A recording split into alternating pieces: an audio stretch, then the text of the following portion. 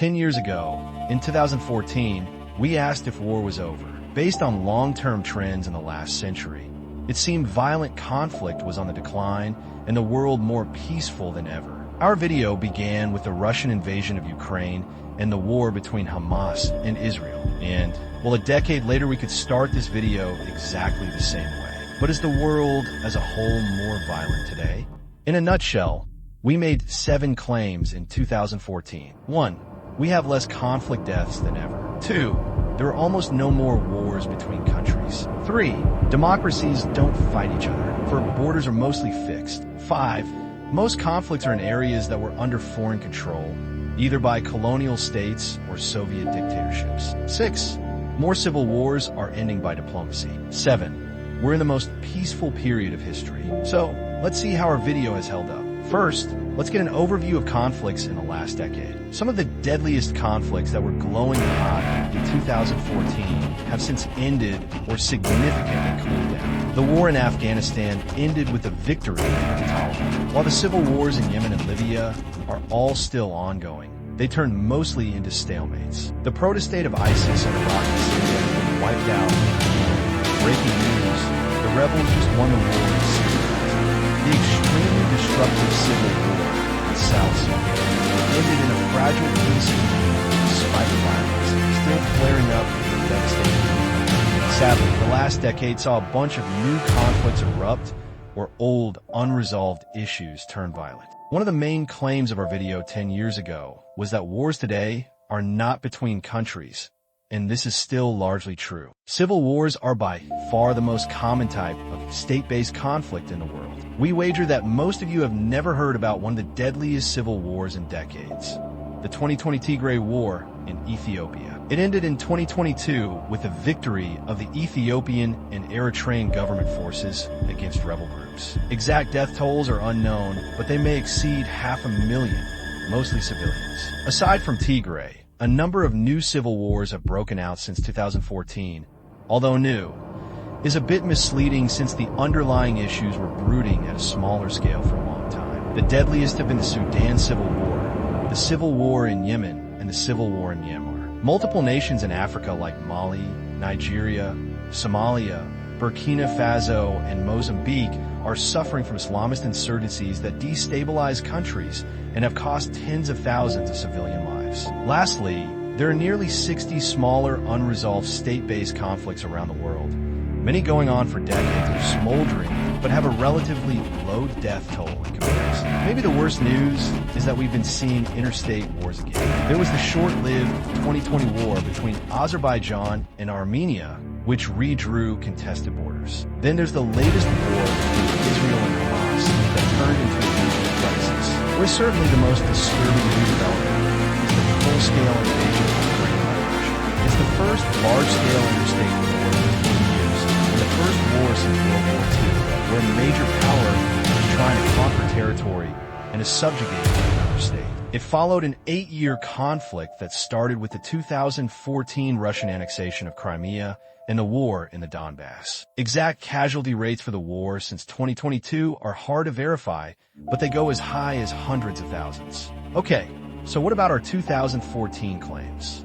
If we add up the numbers, we see a few things. Roughly, between 2004 and 2014, there were about 350,000 deaths from state-based conflicts worldwide. They were going down from 2014 to 2019 and then rose sharply in 2021. In total, from 2014 to 2024, we saw about 2 million deaths. If we include all violent conflicts like the Mexican drug war, the number rises to 5 million, 3 times higher than the previous decade. Actually, 2022 had the highest death toll from violent conflicts since the Rwandan genocide in 1994. The Tigray War and the war in Ukraine alone were responsible for the majority of lives lost, as both wars involved armies of hundreds of thousands of soldiers, sometimes thrown against entrenched positions in human wave attacks. So, the last 3 years have been unusually violent, but if we zoom out a bit more, we can put those numbers into perspective. A terrible thing,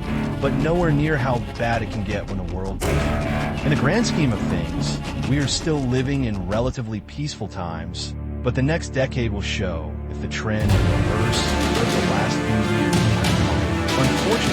There have been proper wars between states, so our prediction on wars between countries didn't hold up.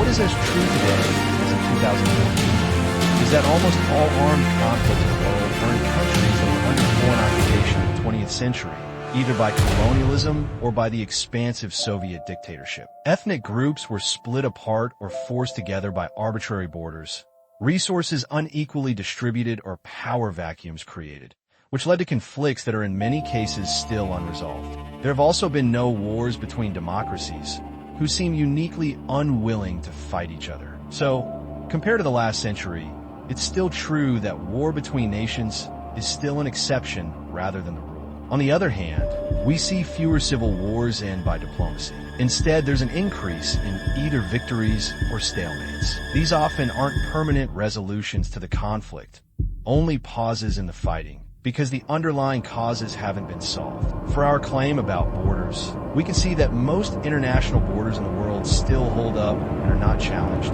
but there are still a few dozen territorial disputes in the world, most of them in Africa and Asia. And some are getting hotter, like the border clash between India and China over Aksai Chin and Arunachal Pradesh, China's claim to Taiwan, or Venezuela threatening to annex part of Guyana's all-rich province Essequibo.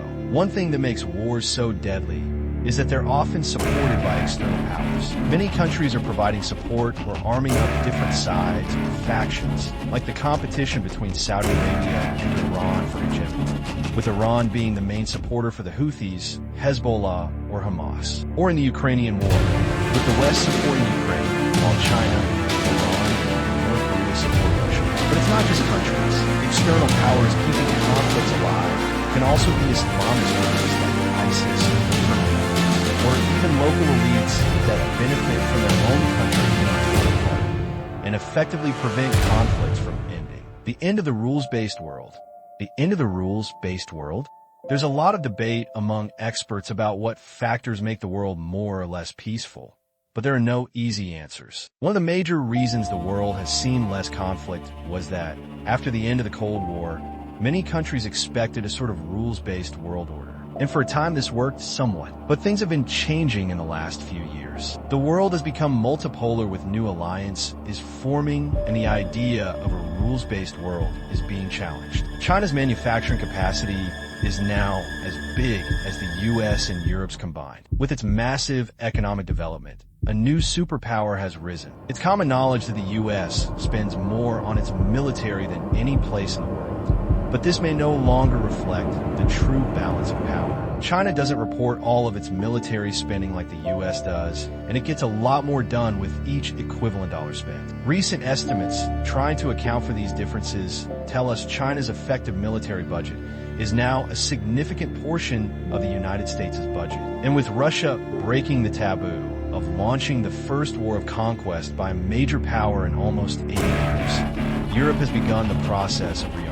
It is slow because, well, Europe is slow, but it is happening. We're in the transition to a multipolar world again, with different nations and alliances claiming spheres of power they want to dominate. In this climate, tensions and conflict between states have been rising, even if most of them have not turned. So, is war over? The clear answer is no, and the direction we're headed doesn't seem it. But with all the gloom, it's also true that we are still in a peaceful period of world history. Deaths by war are still at historic lows. The world is at a crossroads. We'll do another update video in 2034. Let's all hope we'll have better news for you then. Ground News sponsorship getting reliable information is hard enough, but it gets impossible to know what you can believe when misinformation and propaganda are used as yet another weapon in armed conflicts. It's important to seek nuanced and diverse perspectives, which is why Ground News, who's kindly sponsoring this video, is so important. In a nutshell, the app and website gather the world's news in one place, so you can compare coverage, see the bigger picture, and make informed decisions. Take the reporting on Russia's and North Korea's recent defense treaty. There are hundreds of headlines on this globally, including from many sources on the ground like Korea and Russia. Some report it as a defense deal. Others call it an alliance or a strategic partnership, which creates very different images. The interesting insight is how most of the sources are government affiliated, which presumably affects their choice of framing. Reading the news this way lets you compare different perspectives in one place. See how narratives and possibly public opinion could change. You also get a sense of the bigger picture and how much weight a story really carries to tell apart reason and crack. Go to Ground, News/Kin, or scan the QR code to check it out. With their Vantage plan, you can even keep yourself in check. For example, your personalized My News Bias dashboard gives you insights about your potential blind spots and enables you to broaden your perspectives by actively seeking information outside of your sources. Sign up through this QR code or our link below for 50% off this unlimited access. It's their biggest discount of the year, whether for yourself or as others. We think they're doing an important job, especially today. Check them out to get the tools to think for yourself.